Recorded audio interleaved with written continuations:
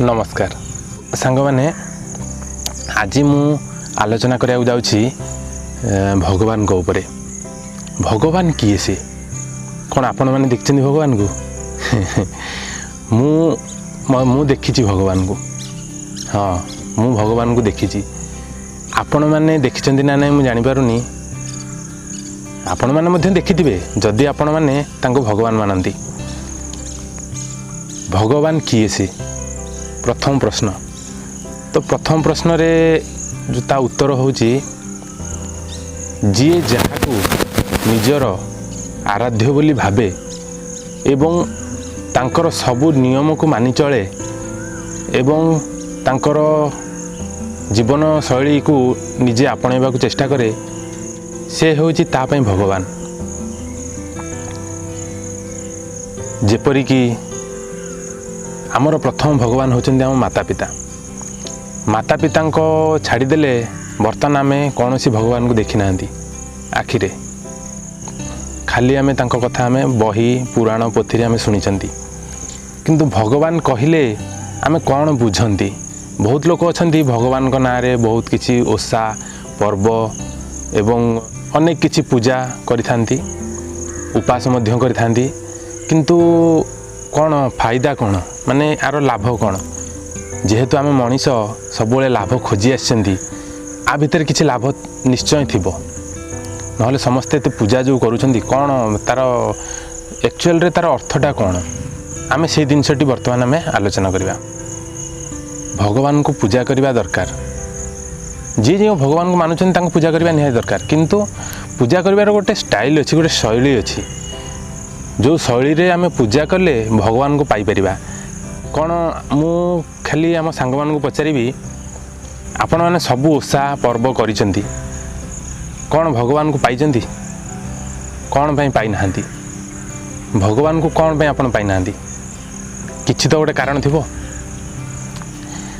से कारण आपण प्रथम खोजंतु। जे पर्यंत आपण कारण खोजी न पारिबे से पर्यंत आपण भगवान को पाई परिबेनी। मु गोटे उदाहरण नेबी किछि लोक रामचंद्र को पूजा करती किछि लोक श्री कृष्ण को पूजा करती जी आमर विष्णु अवतार राम मध्य विष्णु अवतार किंतु आउ किछि लोक साई बाबा को मध्य पूजा करती आउ किछि लोक अनेक अनेक देवादेवी को पूजा करती किंतु पूजा केमिति करिवे कारण मु मध्य सबु देवादेवी को पूजा करे किंतु मु काहाको भगवान बोली मानेनी जेहेतु मु तांको देखी ना निज आखिरे। मु केवल मु दुई जन लोक मु आखिरे देखी सी होचंती मो माता पिता तांको छाड़ीदेले वर्तमान संसार रे भगवान बोली कहीं मु विश्वास करेनी। जेहेतु तांको ठारू मु सब जिनस शिखी तांकोठू शिक्षा ग्रहण करिछि तांकोठू संस्कार नहींछि तांको बिना मो जीवनटा किछि नुहे तो सी होचंती मो जीवन प्रथम भगवान। बाकी जो माने रहिले से माने मध्य पूजनीय किंतु तांको मध्य पूजा करबा किंतु कौन पई पूजा करबा एटा जानिबा दरकार। जे पर्यंत आपण जानि नाहंती आपण पूजा करथुवा व्यक्ति को से पर्यंत आपण ठीक भाव पूजा करि परिबेनी। आ ठीक भाव पूजा करिया हेले से व्यक्तिर विषय रे सब जिनस जानिबा दरकार। गोटे उदाहरण नौची रामचंद्रंकर लोक माने रामचंद्र को पूजा करुछंती तांको ओषा करुछंती राम नवमी आसिले समस्ते माने मास मास धरी मध्य ओषा करुछंती अरुआ खाउछंती। हाँ किसी असुविधा नहीं भल जिनिस जदि आपण माने भगवान को भलिया पूजा करिया चाहती ताहले तांको भलिया आपण निजको तांको सहित समर्पित हेबा दरकार। माने निज जीवनटा आपण भगवान को ऊपर समर्पित दियंतु देखिबे जीवनटा आपणकर भल हो जिवो। पूजा जो माने करूछंती से माने पूजा करिबा पूर्वरु जानिबा दरकार आमे काहे पूजा करूछंती। तो रामचंद्र कौन करथिले रामचंद्र बहुत किछि जिनिस करथिले जहा द्वारा आमे तांको अनुसरण करी रामचंद्र को आमे अनुसरण करी बहुत किछि उपकृत हो परिबा। से पितृ सत्य पाळिथिले प्राण जाए पर वचन ना जाए माने जीवनटा पछे चल जाऊ किंतु निजर देइथिबा कथाटी केबे हेले छाड़ी परिबेनी तो आमे तांकोटु शिखिबा दरकार से थिले मर्यादा पुरुषोत्तम तो तांकोटु आमे शिखिबा दरकार को भली भाबरे आमे मर्यादा पुरुषोत्तम भाबरे बंची परिबा आ जेउ माने ओषा पर्व करूछंदी रामचंद्र तो केबे ओषा कर नाहंती केबे खाली पेट रही नाहंती मोर सांग माने आपण माने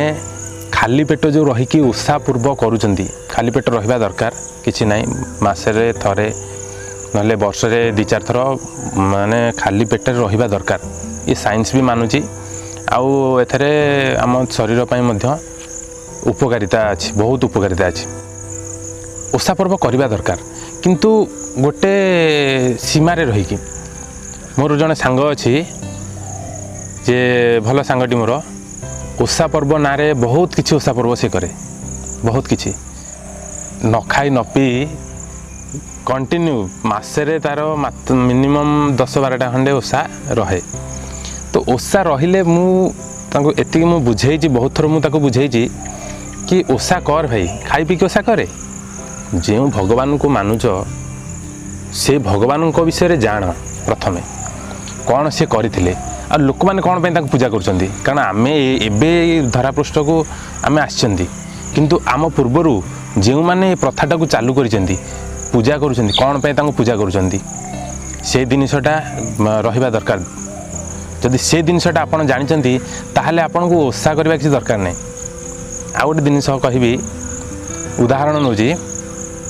आमे जदि देखिबा आम ए संसार रे सबुठारु बड़ भक्त किए से समस्त जानिछंती कौन आपण माने जानिछंती आम संसार रे सबुठु बड़ भक्त जने अछंती तांको ना होची हनुमान तांकोठु बड़ भक्त आ के नाहंती ए दुनिया रे आमे जेति की पोथी पुराण रे आमे सुनुछंती तो सी कौन उपास करुले ना सी ओषा पर्व करुले सी किछि करनथले से निज जीवनटा को रामंक चरण में समर्पी देते रामचंद्रंकर प्रत्येक आदेश को सी बहुत भल भाव पालन करते रामचंद्र से सब त्याग करदे खाଇବା ପିଇବା त्याग करना सी खाऊले बहुत तांकोटु अधिक कहीं खाई ना से समस्ते जानते सी केते खाती फल मूल सब खाती पुराण पोथी आम जहाँ पढ़ी आम तो हनुमान को साक्षात्कार करना कि केबे करबा सी किछि ठीक ठिकाना नहीं किंतु भगवान को पूजा करुछंती जदि ठीक भाव रे पूजा करंतु एवं सी कौन करथिले सेटा आपण की जदि आपण पूजा करिवे विश्वास करंतु आपण को जीवन जदि न बदली जिवो ताहले मते कहिबे आपण जीवन बदली जिवो कारण आपण तांको पूजा करिवे यदि ठीक भाव रे ठीक मन रे पूजा करिवे निज हृदय रु जदि आपण पूजा करिवे ताहले आपण निश्चय भाव रे सक्सेस हे परिबे किंतु आजिकल दुनिया रे गोटे बेपार चली बेपार कौन मोर गोटे चाकरी हो गले मुझे 2टा नड़िया बाड़ेबी मोर पुटे हेले मु 500 टंकार गोटे भोग चढ़ेबी ये जो जिनसटा आम बेपार करदे बेपार कले माने आमर ये जिनसटा हेले आम करूँ ना आम जिनसटा हऊ आम करदौचु ये जिनसटा न हवा दरकार कारण जदि कौन सी आशा रखिक आम पूजा करवा भगवान को ताहले केबे पाइबानी हनुमान को समस्त पूजा करती हनुमान कथाटा जदि आपण माने ठीक भाव में चिंता करेंगे कथाटा को जदि आपण माने अनुसरण करेंगे ताहले आपण जानि परिबे भगवान को पूजा केमिति करा जाए अनेक समय रे जीवनटा एपरी भाव में आमर चली थाए कारण समय